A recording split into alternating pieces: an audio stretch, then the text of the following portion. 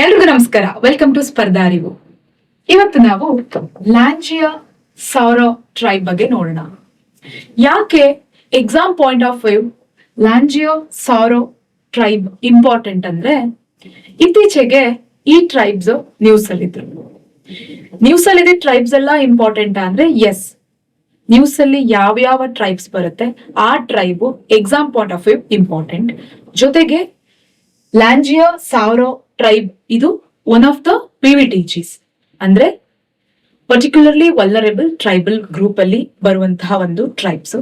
ಯಾಕೆ ಇವರು ಈ ಒಂದು ಟ್ರೈಬಲ್ ಗ್ರೂಪ್ ನ್ಯೂಸ್ ಅಲ್ಲಿ ಇದ್ರಂದ್ರೆ, ಯೂತ್ ಈ ಟ್ರೈಬಲ್ ಗ್ರೂಪ್ಗೆ ಸೇರಿದಂತಹ ಯುವ ಜನಾಂಗ ಹೇಗೆ ಅವರ ಕಲ್ಚರ್ನ ಈ ಮಾಡರ್ನ್ ಸೊಸೈಟಿ ಜೊತೆಗೆ ಇನ್ಕಲ್ಕೇಟ್ ಮಾಡ್ಕೋತಾ ಇದ್ದಾರೆ ಅನ್ನುವಂತಹ ಒಂದು ವಿಚಾರಧಾರೆಗೆ ಈ ಒಂದು ಲ್ಯಾಂಜಿಯೋ ಸಾರೋ ಟ್ರೈಬ್ ಅನ್ನುವರು ನ್ಯೂಸ್ ಅಲ್ಲಿದ್ರು.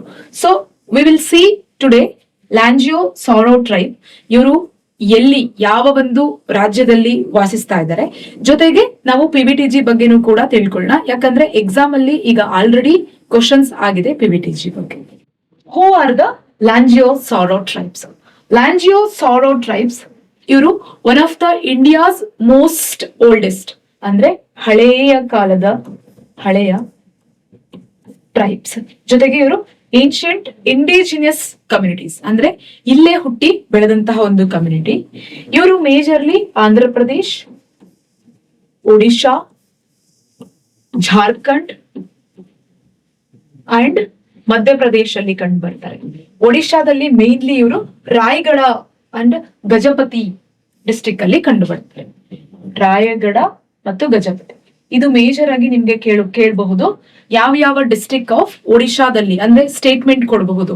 ಒಡಿಶಾದ ರಾಯಗಢ ಮತ್ತು ಗಜಪತಿ ಡಿಸ್ಟ್ರಿಕ್ಟ್ ಅಲ್ಲಿ ಸೋರಾ ಟ್ರೈಬ್ಸ್ ಕಂಡು ಬರ್ತಾರೆ ಅಂತ, ಅದು ಕರೆಕ್ಟ್. ಅದ್ರ ಜೊತೆಗೆ ಅವರು ಆಂಧ್ರ ಪ್ರದೇಶ್, ಜಾರ್ಖಂಡ್, ಮಧ್ಯಪ್ರದೇಶಲ್ಲೂ ಕೂಡ ಕಂಡು ಬರ್ತಾರೆ. ಮೇಜರ್ಲಿ ಒಡಿಶಾದಲ್ಲಿ ಇರುವಂತಹ ಟ್ರೈಬ್ಸ್ ಇವರು PVTGs. ಇದರಲ್ಲಿ ಎರಡು ಭಾಗಗಳಾಗಿ ಇವ್ರನ್ನ ವಿಂಗಡಣೆ ಆಗಿದೆ. ಒಂದು ನಿಮ್ಗೆ ಲ್ಯಾಂಜಿಯಾ ಸೌರ, ಇನ್ನೊಂದು ಸುಧಾ ಸೌರ. ಏನು ಇದು ಡಿಫ್ರೆನ್ಸ್ ಲಾಂಜಿಯಾ ಸೌರ ಸುಧಾ ಸೌರಾಗೆ ಅಂದ್ರೆ, ಲಾಂಜಿಯಾ ಸೌರ ಇವರು ಜಮ್ ಕಲ್ಟಿವೇಶನ್ ಅಂದ್ರೆ ಶಿಫ್ಟಿಂಗ್ ಕಲ್ಟಿವೇಶನ್ ನ ತಮ್ಮ ಅಗ್ರಿಕಲ್ಚರ್ ಅಲ್ಲಿ ಇವರು ಶಿಫ್ಟಿಂಗ್ ಕಲ್ಟಿವೇಶನ್ ನ ಒಂದು ವಿಧಾನವನ್ನು ಬಳಸ್ತಾರೆ. ಆದ್ರೆ ಈ ಸುಧಾ ಸೌರ ಏನಂದ್ರೆ ಪ್ಲೇನ್ ಡ್ವೆಲ್ಲಿಂಗ್ ಅಂದ್ರೆ ಒಂದು ಪ್ರದೇಶದಲ್ಲಿ ನೆಲೆ ನಿಂತು ಇವರು ಅಗ್ರಿಕಲ್ಚರ್ ನ ಮಾಡ್ತಾರೆ. ಹಾಗಾಗಿ ಎರಡು ಭಾಗಗಳಾಗಿ ಈ ಲಾಂಜಿಯಾ ಸೌರ ಅನ್ನುವಂತಹ ಒಂದು ಟ್ರೈಬಲ್ ಕಮ್ಯುನಿಟಿನ ಡಿವೈಡ್ ಮಾಡಿದ್ದಾರೆ. ಲಾಂಜಿಯಾ ಸೌರ ಅನ್ನುವರು ಇವರು ಶಿಫ್ಟಿಂಗ್ ಕಲ್ಟಿವೇಶನ್ ನ ಪ್ರಾಕ್ಟೀಸ್ ಮಾಡುವಂತಹ ಒಂದು PVTG. ಇವರು ಸುಧಾ ಸೌರ ಅನ್ನುವರು ಒಂದು ಕಡೆ ಸೆಟಲ್ ಆಗಿ ಅವರು ತಮ್ಮ ವ್ಯವಸಾಯವನ್ನು ಮಾಡ್ತಾರೆ. ಸೊ ಇದು ನಿಮ್ಗೆ ಇಂಪಾರ್ಟೆಂಟ್, ಯಾಕಂದ್ರೆ ಇಲ್ಲಿ ತನಕನೂ ಕೂಡ ಯಾವ ಟ್ರೈಬ್ ನ್ಯೂಸ್ ಅಲ್ಲಿ ಇರುತ್ತೆ ಅದ್ರ ಮೇಲೆ ಕ್ವಶನ್ ಆಗಿರೋದು ನಾವು ನೋಡ್ತಾನೆ ಇದೀವಿ.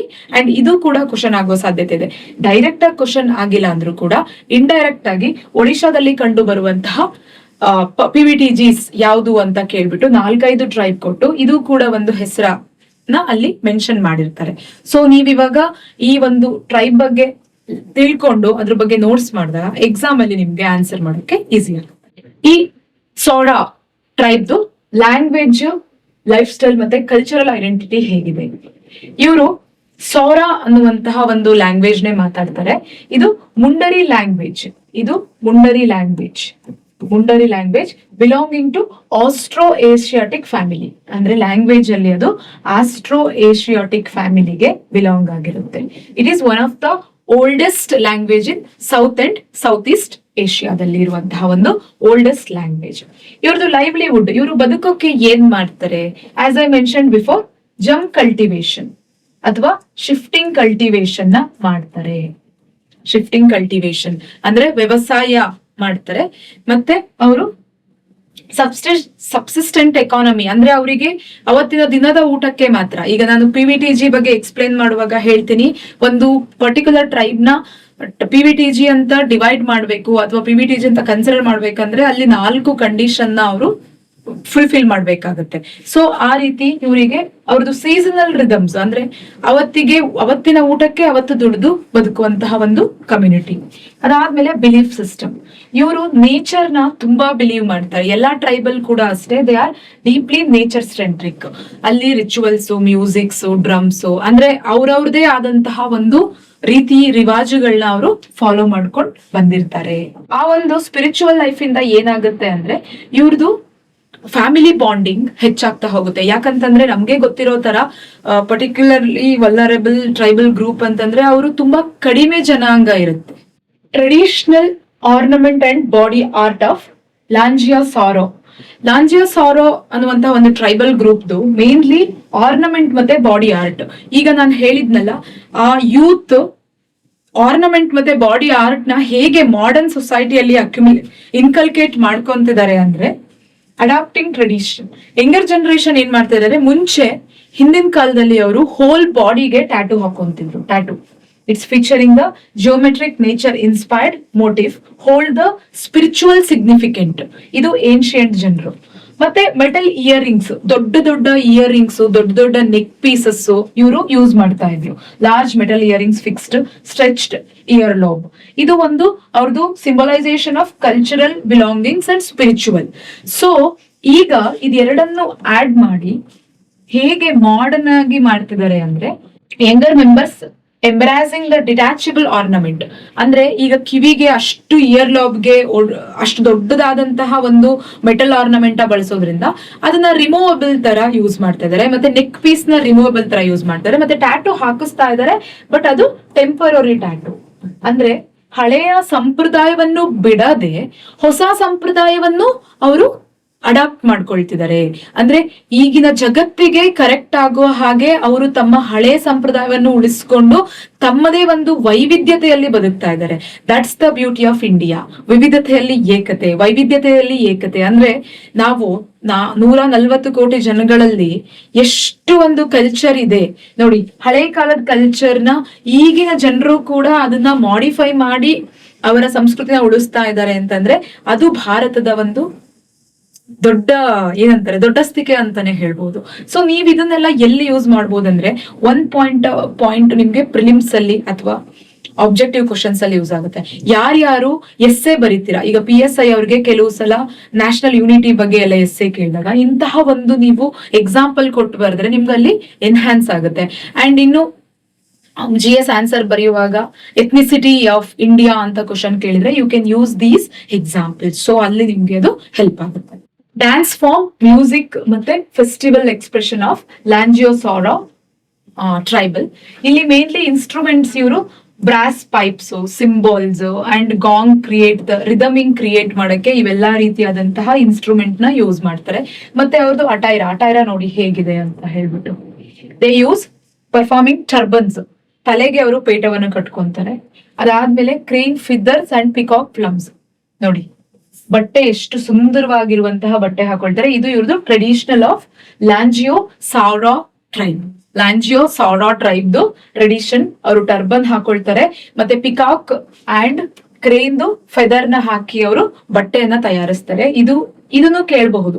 ಈಗ ಲಾಂಜಿಯೋ ಟ್ರೈಬ್ಸ್ ಅಂತ ಕೇಳ್ಬಿಟ್ಟು ನಿಮ್ಗೆ ಲಾಂಜಿಯೋ ಸಾರೋ ಟ್ರೈಬ್ಸ್ ಫೀಚರ್ಸ್ ಅಂತ ಕೇಳಿ 4 ಫೀಚರ್ ಕೊಟ್ಟು ಅವರ ಕಾಸ್ಟ್ಯೂಮ್ಸ್ ಅಲ್ಲಿ ಟರ್ಬನ್ಸ್ ಇರುತ್ತೆ. ಮತ್ತೆ ಅವರು ಕ್ರೇನ್ ಅಂಡ್ ಪಿಕಾಕ್ ಫೆದರ್ಸ್ ನ ಯೂಸ್ ಮಾಡ್ಕೊಂಡು ತಮ್ಮ ಬಟ್ಟೆನ ತಯಾರಿಸ್ತಾರೆ ಅಂತ ಕೇಳಿದಾಗ ಕೂಡ ನಿಮ್ಗೆ ಈ figure ನೆನಪಾಗ್ಬೇಕು.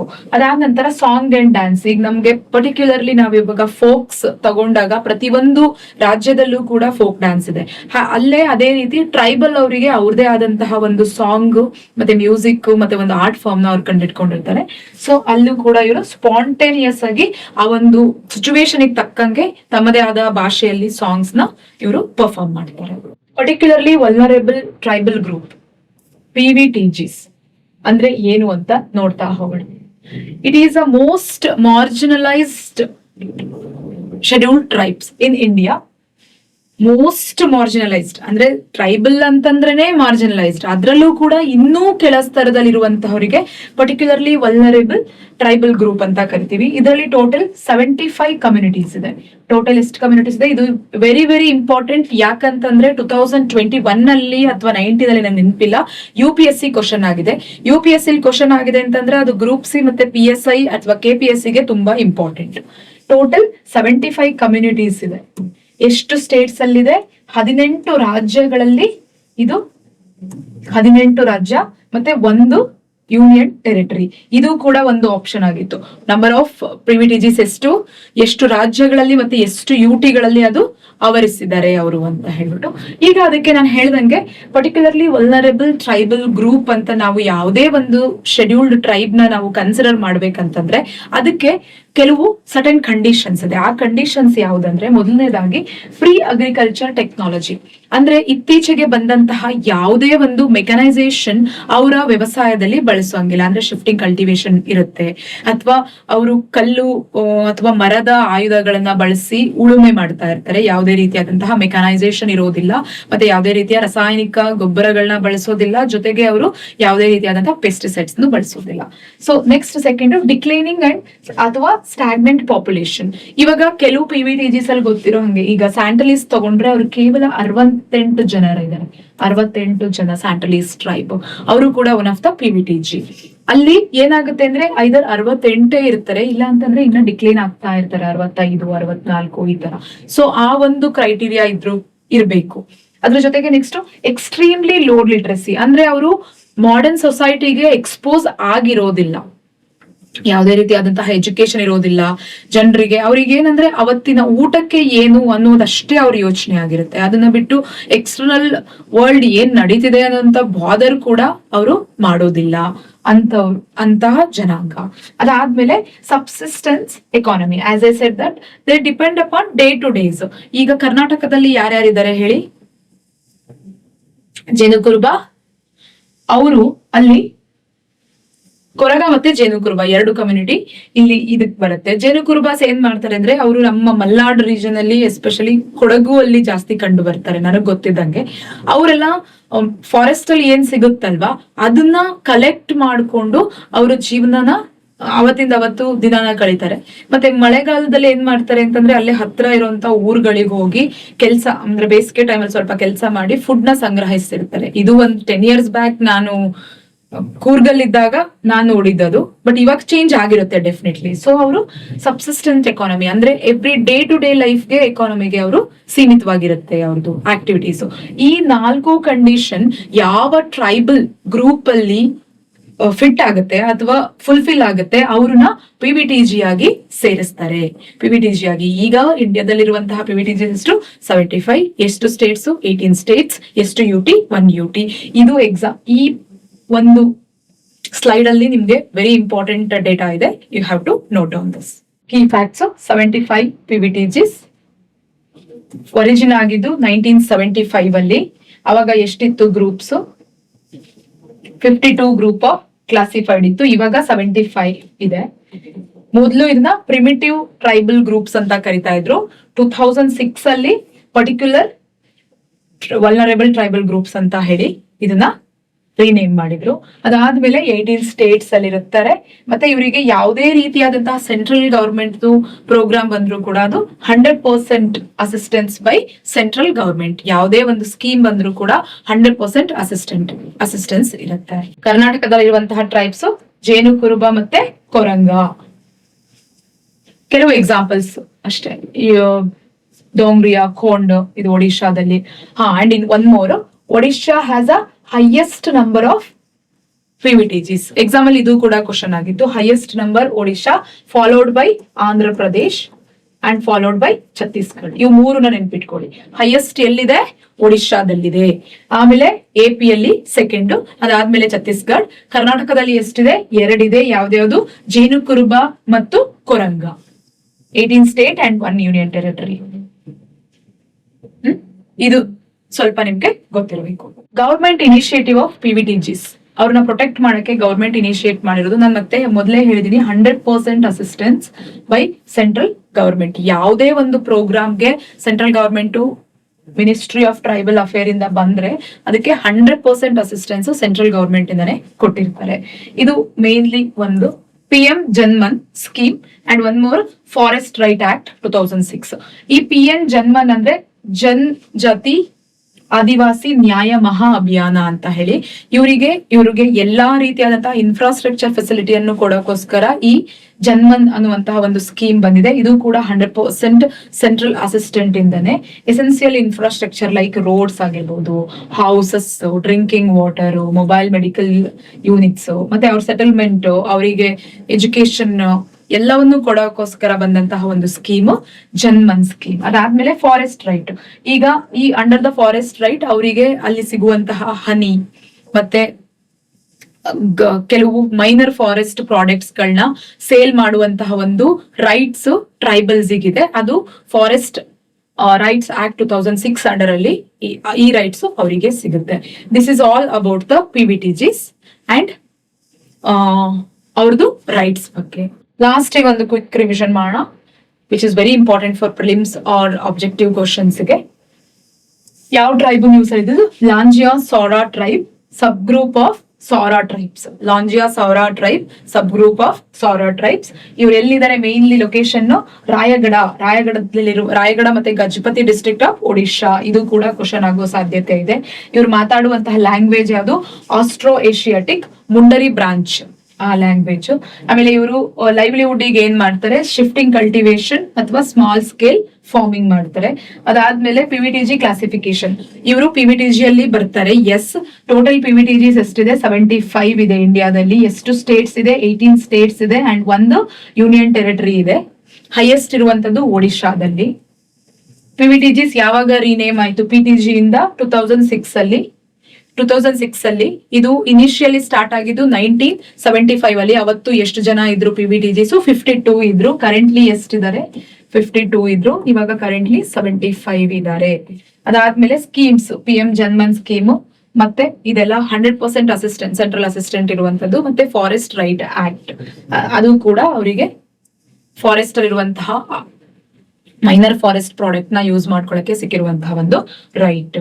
So this is all about the PVTGs.